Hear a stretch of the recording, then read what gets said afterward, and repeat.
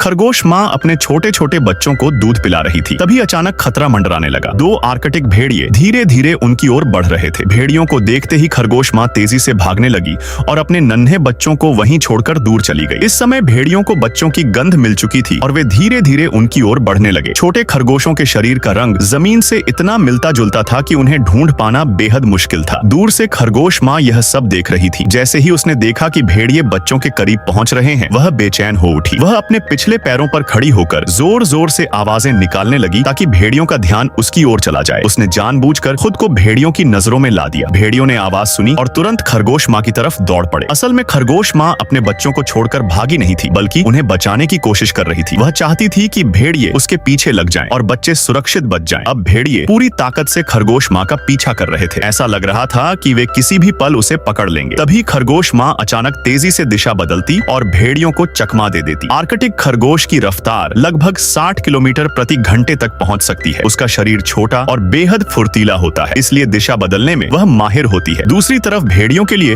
उसे पकड़ना आसान नहीं था। कुछ देर पीछा करने के बाद बार बार चकमा खाने से भेड़िए थकने लगे और उनका धैर्य टूटने लगा। आखिरकार खरगोश माँ उनसे बच निकलने में सफल हो गई, लेकिन भेड़िए हार मानने वाले नहीं थे। उनके घर पर भी छोटे छोटे भूखे शावक इंतजार कर रहे थे। आज उन्हें किसी भी कीमत पर इस आर्कटिक खरगोश को पकड़ना था। तभी एक भेड़िए ने जोर जोर से आवाज लगानी शुरू की और अपने झुंड के बाकी दो भेड़ियों को बुला लिया। कुछ ही देर में बाकी दोनों भेड़िए भी वहां पहुंच गए। अब तीनों भेड़िए मिलकर खरगोश माँ का पीछा करने लगे। चारों तरफ से रास्ता घेर लेने के कारण खरगोश माँ दिशा बदलने की हिम्मत नहीं कर पा रही थी। अगर वह मुड़ती तो सीधे भेड़ियों के जाल में फंस जाती। अब उसके पास सिर्फ सीधा भागने के अलावा कोई रास्ता नहीं था। लेकिन भेड़ियों की रफ्तार भी लगभग 60 किलोमीटर प्रति घंटे तक होती है, इसलिए सीधे भाग रही खरगोश माँ को पकड़ना उनके लिए आसान होता जा रहा था। आखिरकार लगातार भागते भागते खरगोश माँ की ताकत जवाब दे गई और एक भेड़िए ने उसे पकड़ लिया। वह भेड़ियों के लिए भोजन बन गई। अब उसके छोटे बच्चे बिना माँ के बड़े होंगे, लेकिन शायद वे भी अपनी माँ की तरह बहादुर, मजबूत और निस्वार्थ बनेंगे। खरगोश माँ ने अपनी जान देकर